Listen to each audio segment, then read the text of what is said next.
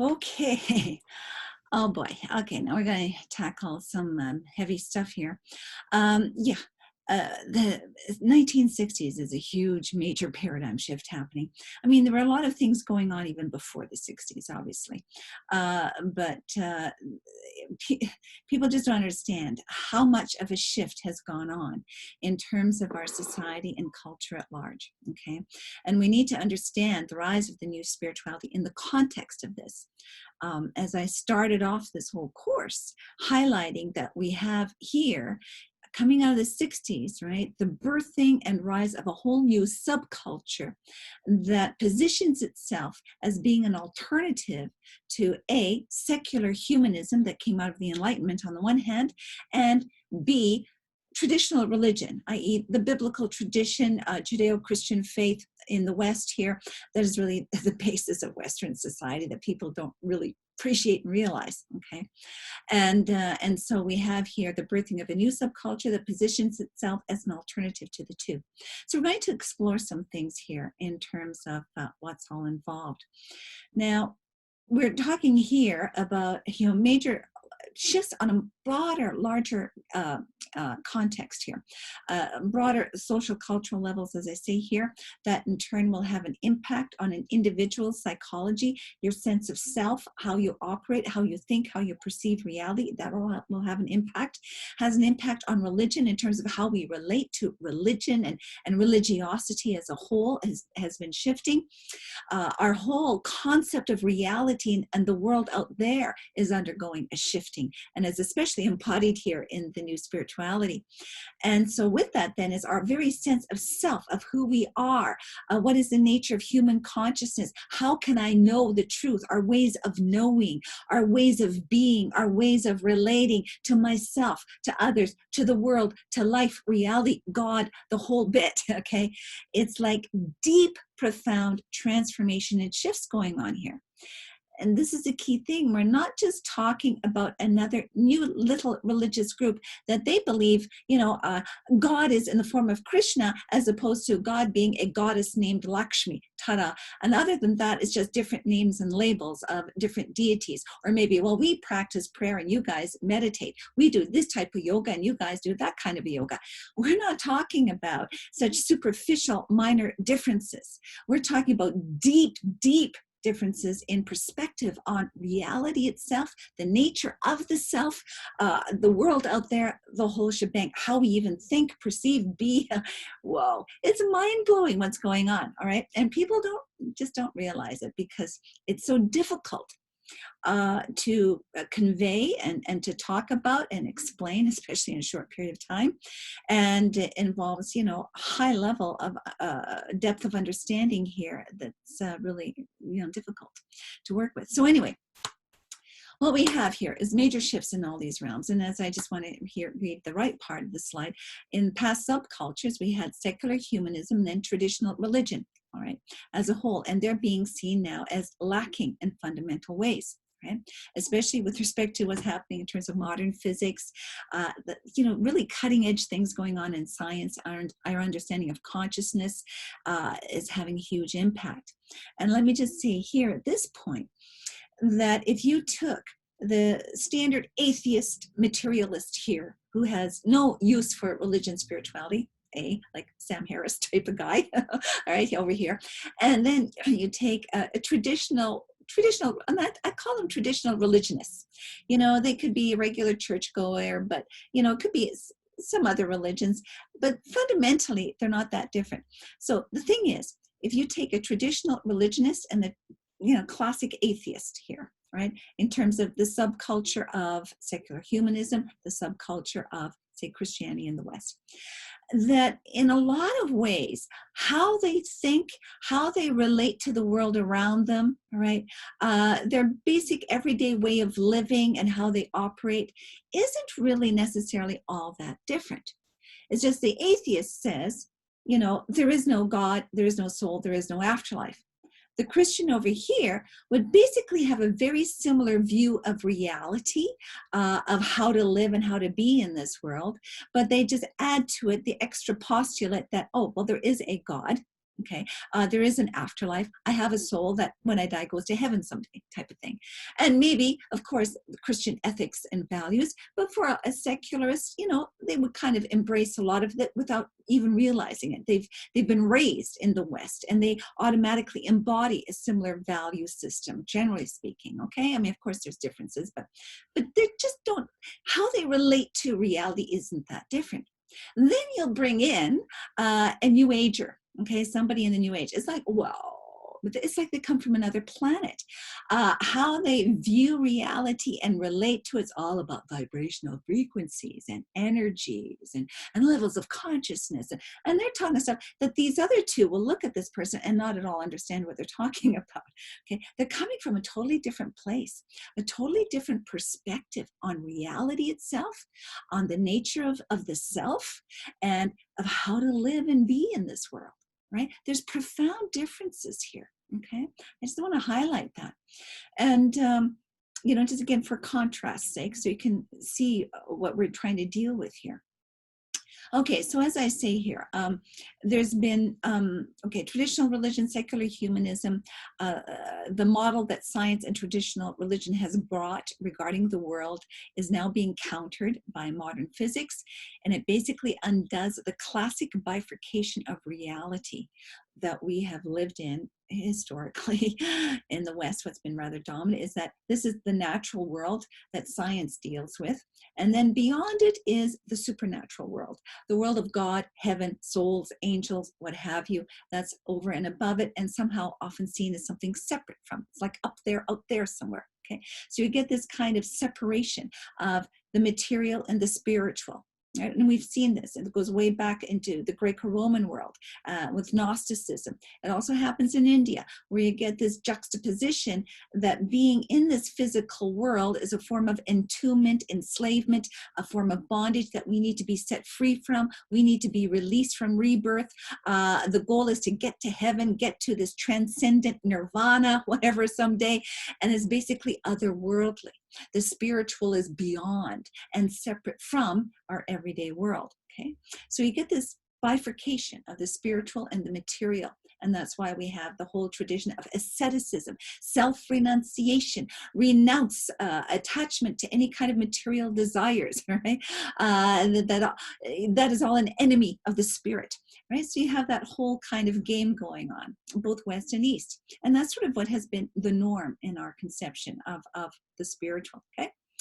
But anyway, so there's major changes and shifts going on here through a modern physics that has dematerialized reality, as we'll talk about here in a sec, and our understanding of consciousness and the role of consciousness and the nature of reality is just really shifting things. That is much more of a continuum of, like as we saw in esoteric, what I call esoteric New Age, that there are multiple dimensions of reality. We live in a multidimensional universe that exist.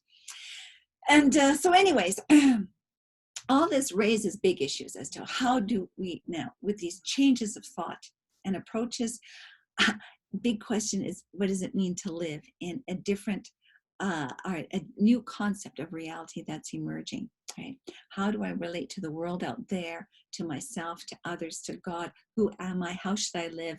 How should we live as a global community? These are the big questions that are being raised as our concept of reality and our concept of the self is getting shaken to the core here, okay? And there's a lot going on here, and of course I can't cover it all, but just to give you an idea. So what are some aspects of the paradigm shift?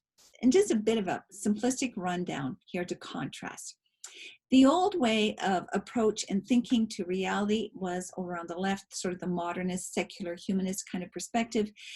In terms of epistemology, it is reason and science alone that will lead us to truth, right? That was the basis of the Enlightenment. How do we know it's true? Reason and science, not religion, okay? Not faith in some supernatural divine revelations, but reason and science is what brings us to truth. And therefore science is on the throne, right? And there's no, there's a dismissal of anything spiritual and religious. And on the contrast, on the other hand, what we have in the new spirituality is an emphasis on the spiritual, the mystical, but not the traditional religious way of doing it, okay? And with it, with it is a sense that there are other ways of knowing than just reason and science. And I'll talk about this more later. I think I'm going to do a whole separate video on that. But then we need to use the whole of our brain. And there's body wisdom. There's the wisdom of the heart. You know, the Heart Math Institute, for example, is something you can look up. But there's consciousness in the whole body, a wisdom in our gut. You know, there's there's a brain in our belly, a brain in our heart, a brain up here, that we have 3 brains, and that there's intelligence in every cell of our body. And so that their whole body can be a source of knowing and guidance. And that's where intuition comes in. Creative imagination is very important. So there's a real challenge here at the front of epistemology. How do we know what we know and go about knowing anything? Okay, so again, new epistemology, old epistemology, ways of knowing. And then the usual, what came out of a lot of the social activism is with respect to, quote, critiques of capitalism, evil capitalism that focuses on profit and progress and unlimited growth and expansion of the economy, okay?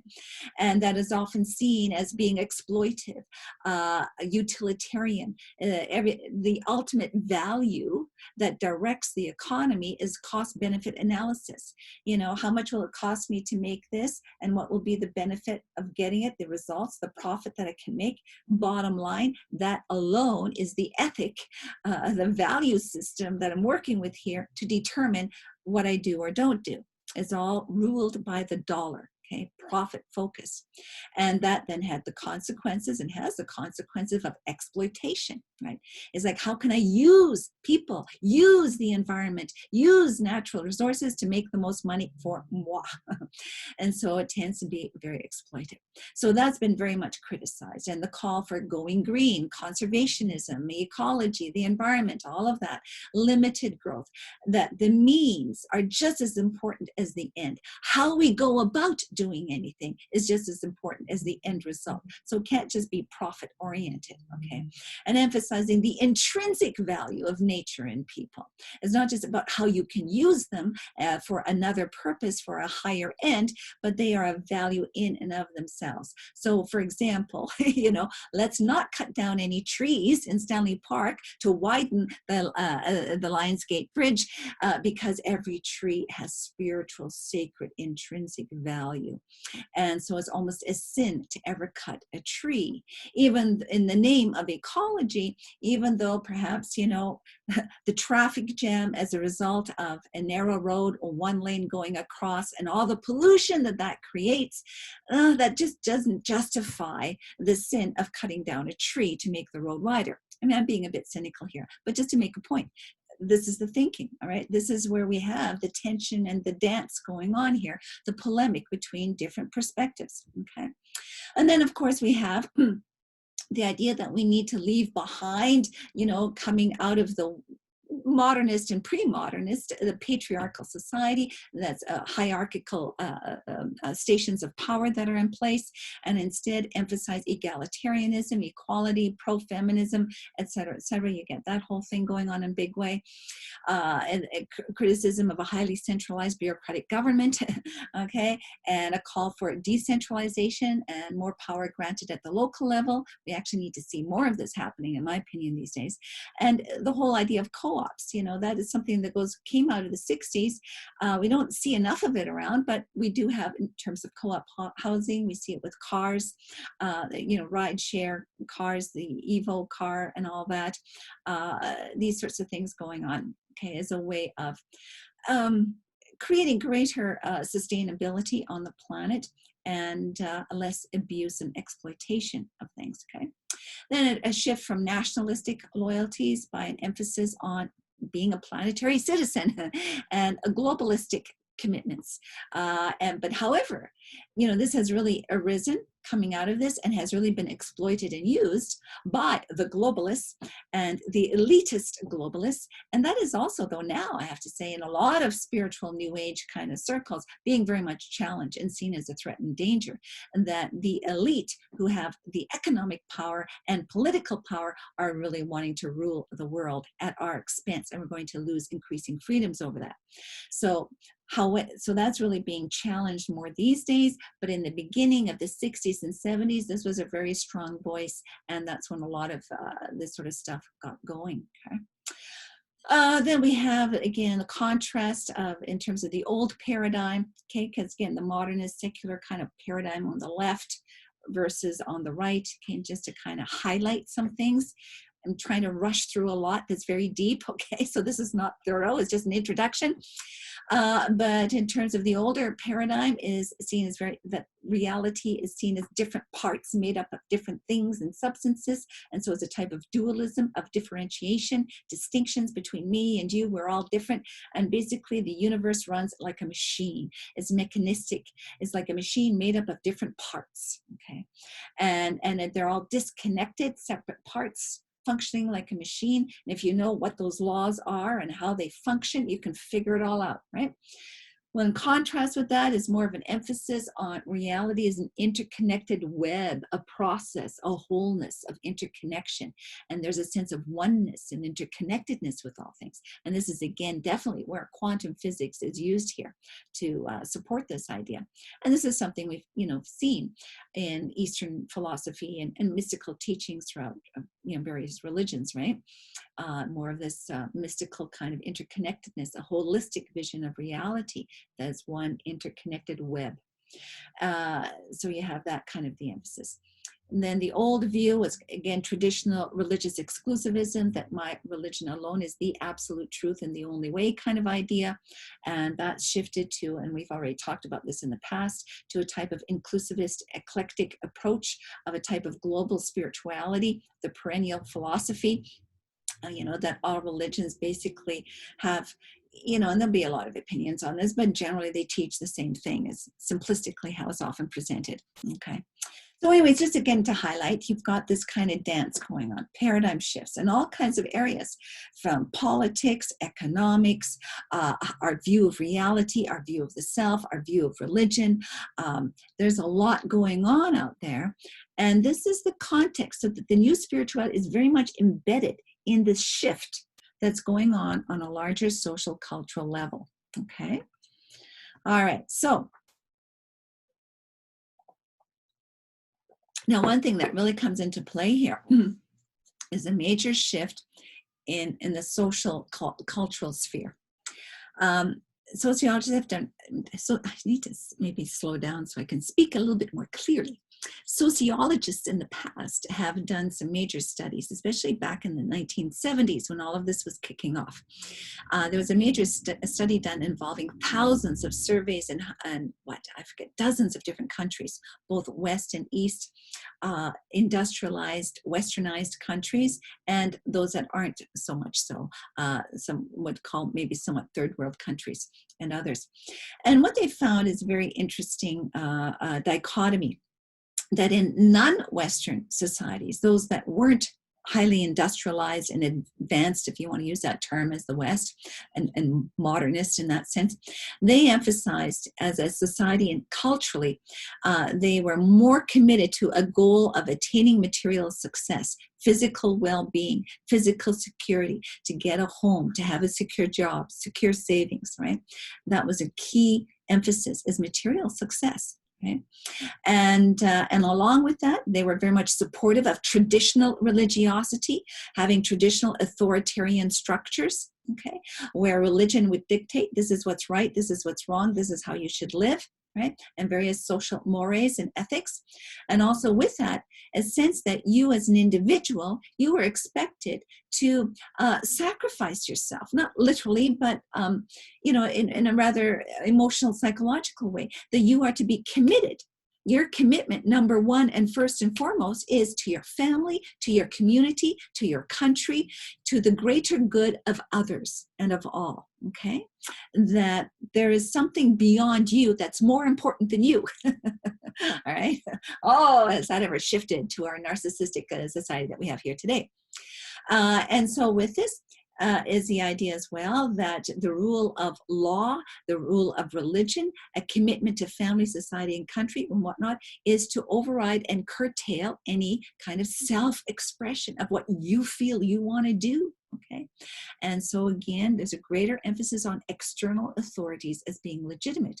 Okay. This is sort of how it once was, right?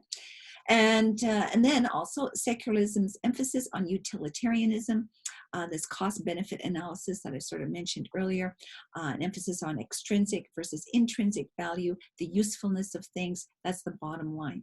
Can you make it work? What is its function? What is a tree good for? A tree is good for, I can chop it down and build a house out of it. I can make paper out of it. I can heat my stove with it and cook my food with that wood. Okay, so the value of that tree is extrinsic in terms of its function, what I can use it for, right?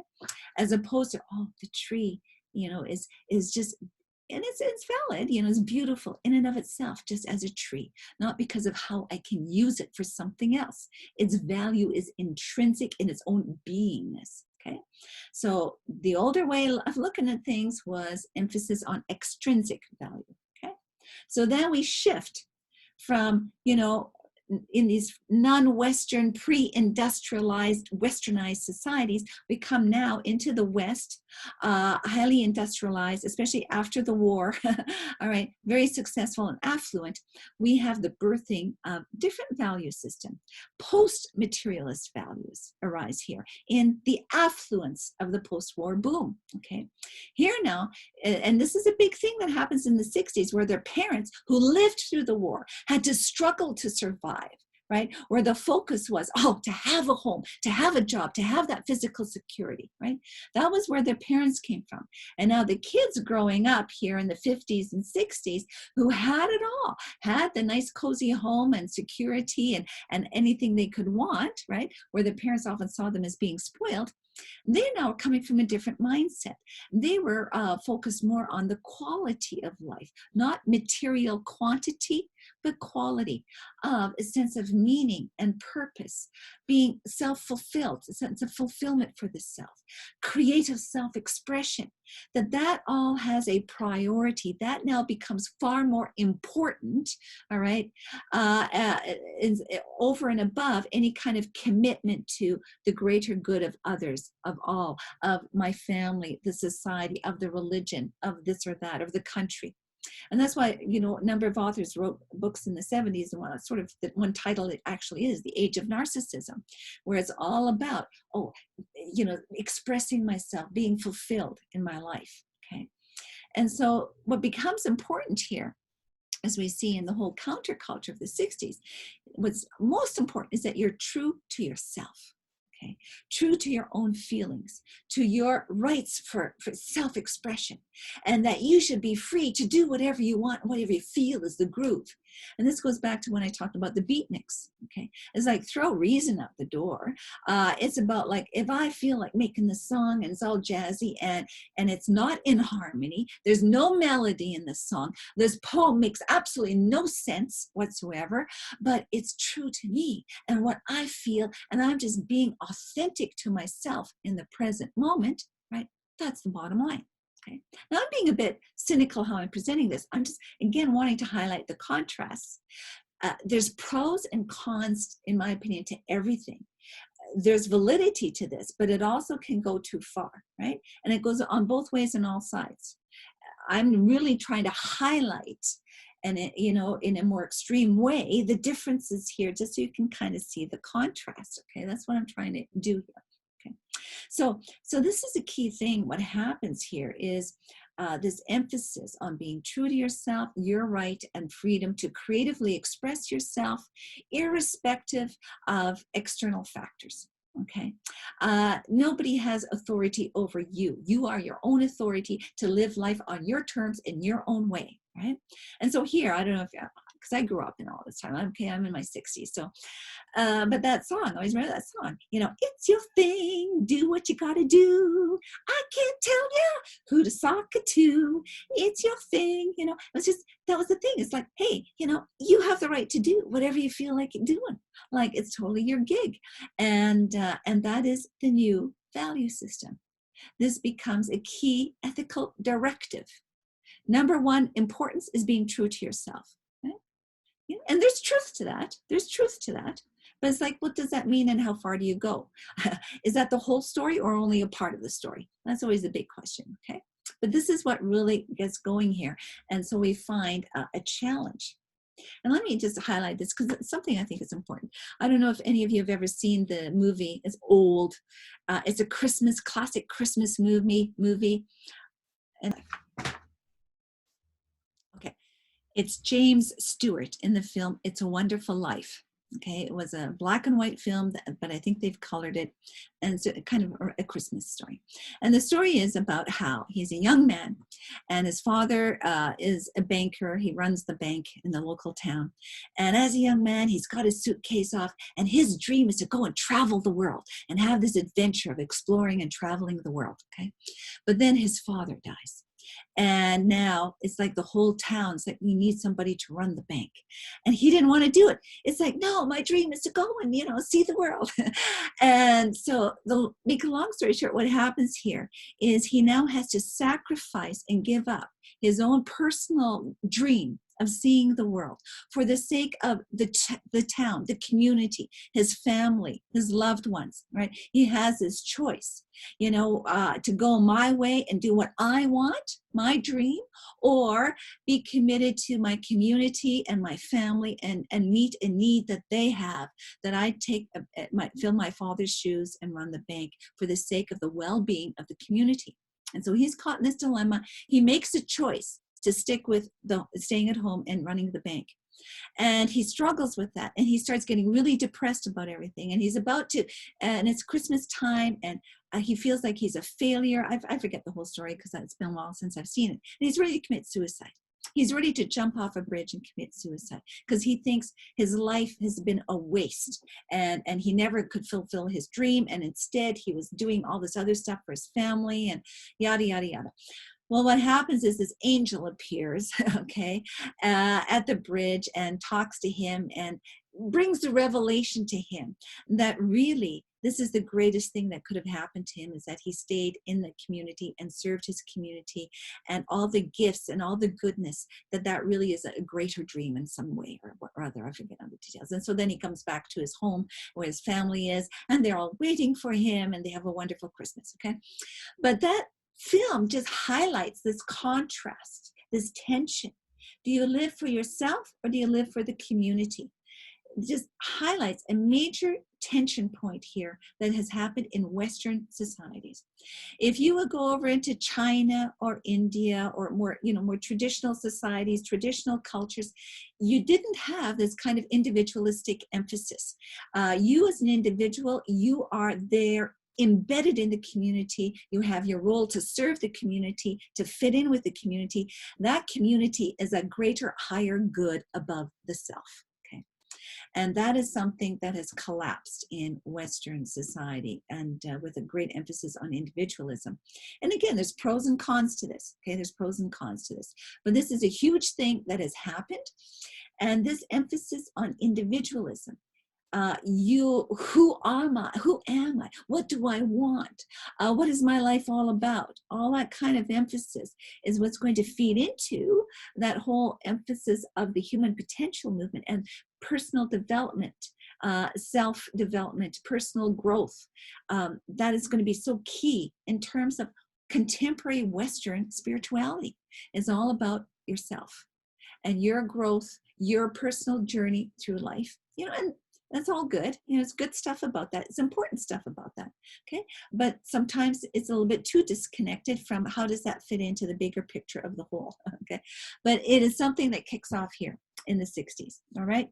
And you can really see if you watch any of the videos and material on the 60s counterculture, you'll kind of see this emphasis showing up. All right. Now we go into a key thing that also comes in here, and especially becomes more widespread in the 70s and 80s and onward, and just all the time, every decade that passes, it gets more widespread, is this emphasis on the new physics. And so much so that we have a linking now in the new spirituality between spirituality itself and quantum mysticism. And they call it quantum mysticism. And this will show up in all kinds of ways. But to help you understand the shift here is in terms of our view of reality. In traditional science, or what's often called classical Newtonian physics, time and space was seen as absolute and unchanging, where, if you could kind of think of it like a box, there's time and space, right? And like a graph. Time always stays the same, like it's always at the same speed. 1 minute is 1 minute, it doesn't change. And space, 1 mile is 1 mile, and it never changes. Okay, so in terms of space and time, it doesn't change. That was the old view.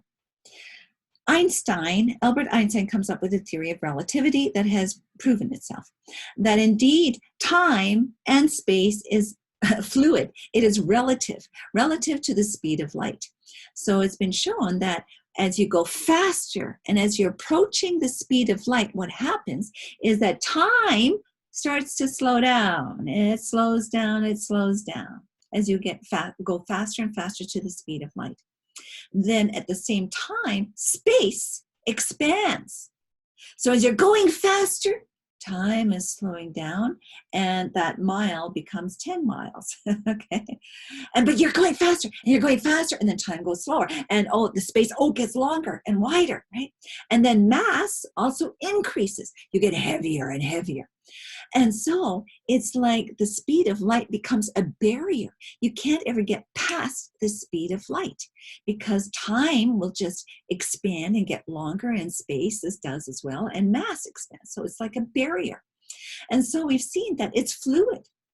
What we think is constant, time and space, is because we're just all living basically at the same, I don't know what you would want to call it, at the level of mass here, the tied in with gravity and the earth and whatnot. Because they found that even if you go further away from the planet, that there is changes in terms of time and just different things like that. It really does exist in a very practical, physical way, so to speak. So anyway, so what we thought was unchanging time and space is not the case. It's fluid. So it's like, whoa, then what is reality in terms of our conception of space and time?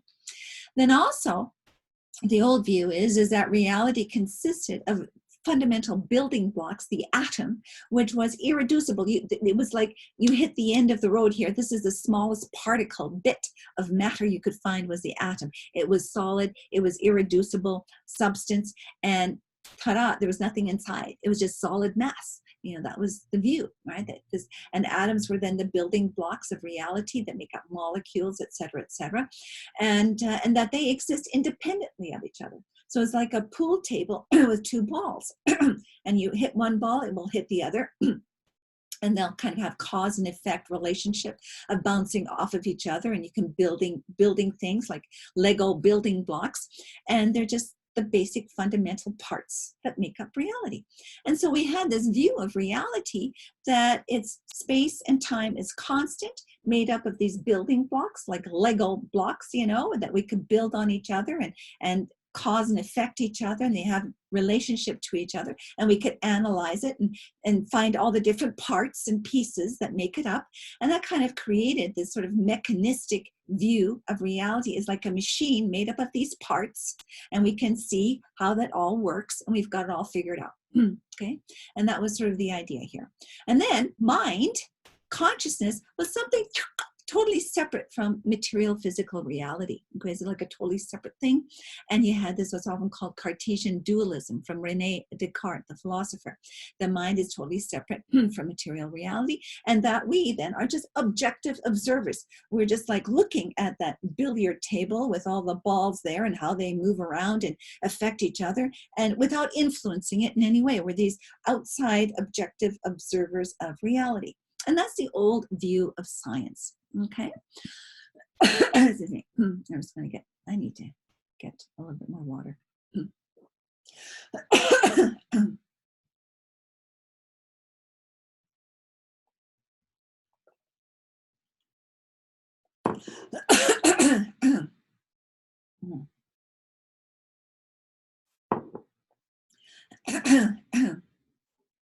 Okay. Mm. Well, then, in contrast with that, in terms of quantum physics and whatnot, and again, this is a huge, big topic. I'm just giving you a bit of an introduction to it all, okay? But we've now come to understand that what we thought was an irreducible bit of matter called the atom is, in fact, 99.999999999% empty space. Like there's 9 nines after that 9, okay? It's literally empty space. So in a sense, matter has become dematerialized. And what we have, that little point 0.00000, who knows how many zeros, 0.1%, is subatomic particles we can call quantum stuff. Okay, and so that quantum stuff has the ability to show up and manifest as something with like light, as an energy field with wave-like properties. Or it has the potential, this quantum stuff has the potential to show up as a particle with particle-like properties. And it can do either one. Like there's a possibility of either. All right, they're just probabilities. So this, what we call the material physical world, so to speak, is really just based on potentiality, possibilities. And it can either go this way or that way. And as a field, like an energy field with wave-like properties, what's characteristic of that is that it's divisible. Waves can divide, they spread over a wide area, and waves can kind of merge with other waves. But if it chooses to show up as particles, particle-like property, that means it's indivisible, like particles you can't divide. They're localized, they're in certain spots, right? And then they collide with other particles, okay? And so if you watch that video on quantum, I forget, how quantum physics dematerializes, dematerializes reality. I think that's that video I want you guys to watch, okay? It explains all this and shows you the experiments done. And so you have, the key thing is here, is you have at the fundamental structure, at the most basic element of reality that makes up all this, that we call quantum stuff, it has the potential of 2 types of properties, wave-like properties or particle-like properties. And these 2 properties are totally opposite of each other, paradoxical opposite, either divisible, indivisible, spreads over a wide area, localized into little parts of just one spot, okay? Merges with other waves, or just collides and bangs with other particles. Like they're totally opposite to each other, and therefore they're like mutually exclusive opposites. It's like it's a paradox. And so this is at the heart of reality, this paradox of opposites in terms of being the basis for it, okay? And so these attributes are possessed not in an intrinsic way, but just as possibilities. So reality itself, in its very essence, isn't necessarily one thing or another thing. It's just, in its essence, it's just possibility. That is the fundamental nature of reality. It's just possibility. I hope I'm not good at explaining this because I'm not a physicist at all, and I'm not a scientist. So I'm hoping you kind of get a bit of the sense of this, okay? Trying to introduce you to these ideas. So the thing is, reality itself is just possibilities, but it only becomes something, all right, through the observer effect. It's called the observer effect. It does not exist independently from observation. So the issue of consciousness, observation, is a key factor in determining what will show up as reality. That's kind of the point here.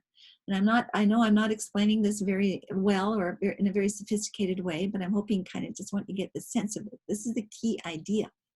And that's why there's such an emphasis on consciousness in the new spirituality, because it's held that consciousness plays such a key role in shaping not only your experience of reality, but also what can show up as reality for you. Okay, this is kind of where it will go. Okay, so that's huge. Then another factor that comes into play here is what's called non-local causation. And this is where David Bohm, yeah, I don't have his name written down here. David Bohm had to posit the theory of supraluminal causation.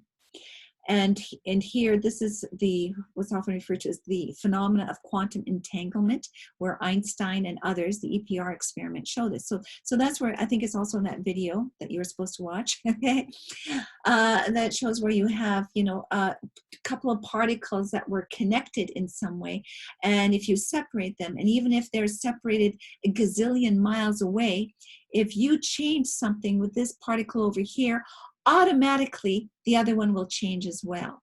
That the causal connection between them is not local.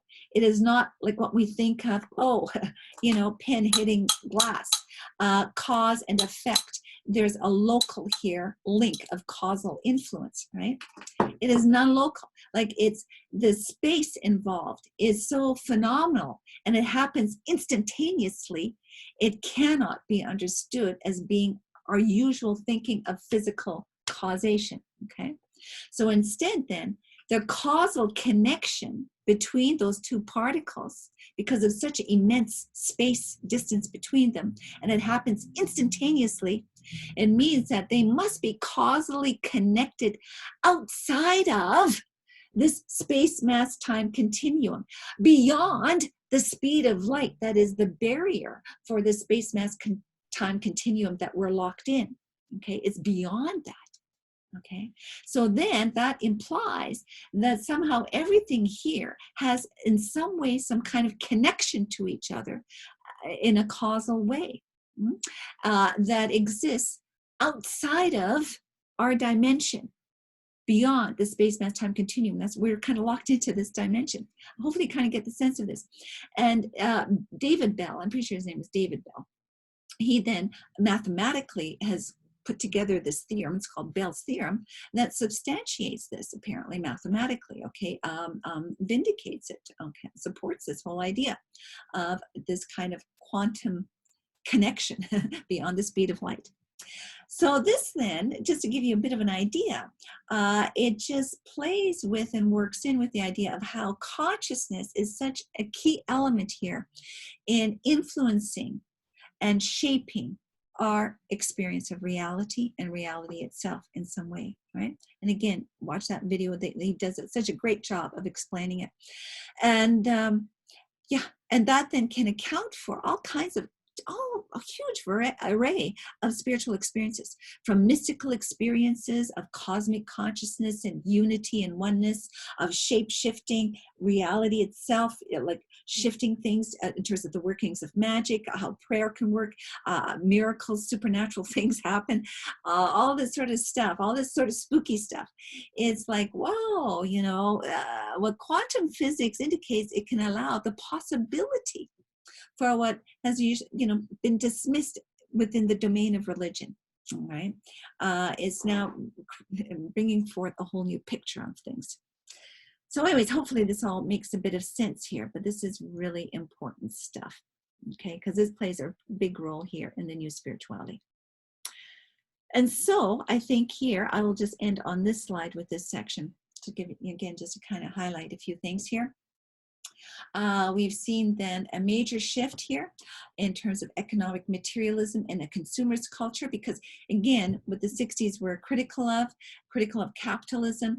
Also, they held that philosophical materialism supports economic materialism.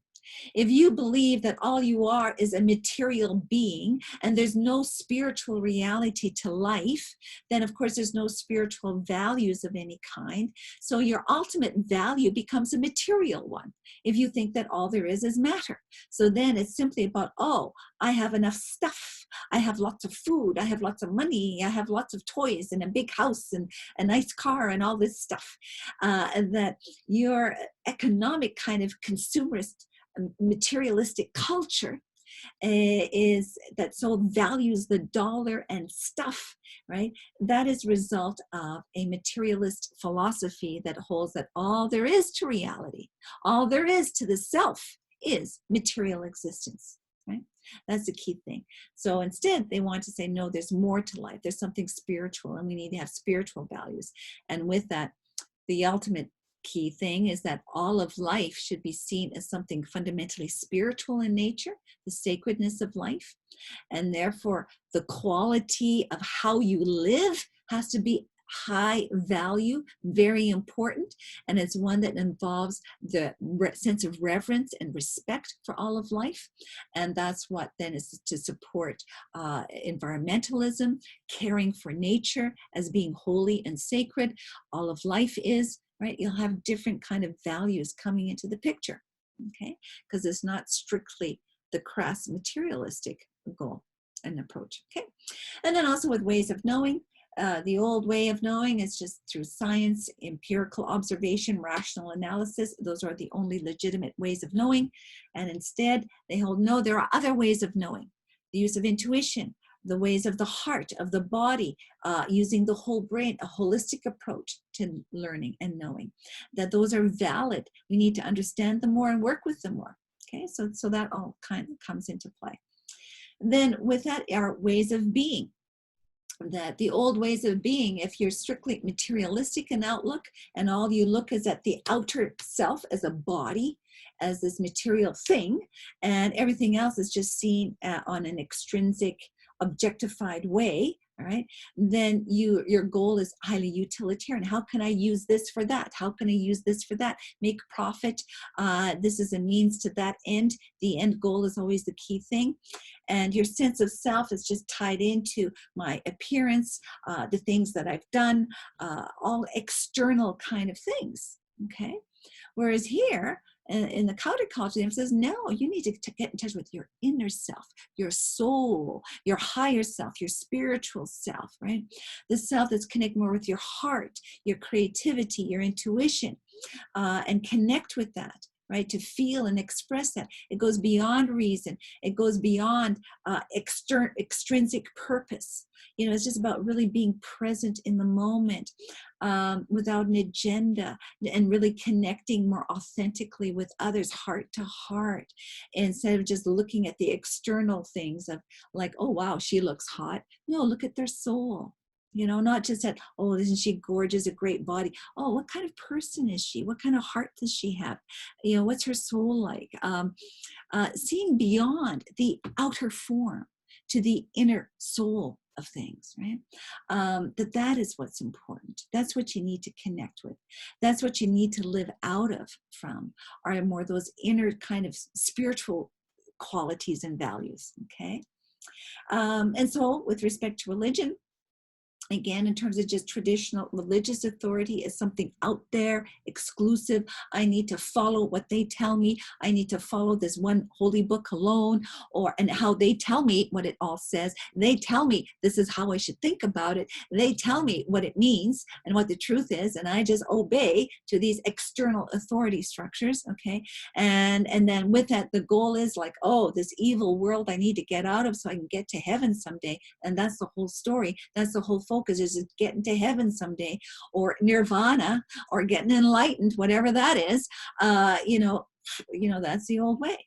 Instead, they hold, no, it's something about here and now. It's about spirituality. It's about how are you living right now in this world is what counts. This is where the action is right now. It's not about leaving this world to go to some other place, but how am I engaging the whole life process, the whole human journey here and now? And that you really need to do the work of making that spiritual connection. You are the authority, really, in a sense of your own truth, but you know, that should not be taken lightly. It takes a lot of work on your part to do a lot of soul searching and searching in general, a deeper quest discover the truth for yourself and how you see it and how you live it, that it's something very deep and real and not just inherited, not just told to you by others, not just passed on to you where you blindly accept it. You've got to do the work of doing the search and get on the quest, okay? And so here, again, religion is seen more, it's more privatized, it's personal, it's about your choices, your journey, you do the work, and it's something you bring into in a very real way in your everyday living, okay? And not just something you slot to do one day a week where you show up with the group, okay? And it's more like an appearance show to others. Anyways, I'm being a bit cynical, but just so you get an idea. So there's a lot going on here, right? But these are all issues happening out there, a lot of various approaches and ways of thinking, and we've got, again, tensions between different subcultures here, right? And we're in the midst of this change and conflicts here between perspectives, pros and cons to various things. People need to think more and be more aware and sift things through here in terms of what's legitimate or not and how to go approaching things. There's a lot involved. Anyways, hopefully this is of some use, and just to give you a bit of an introduction to what this is all about and what's all going on there today in terms of the new spirituality and changes of religion in our society. Okay.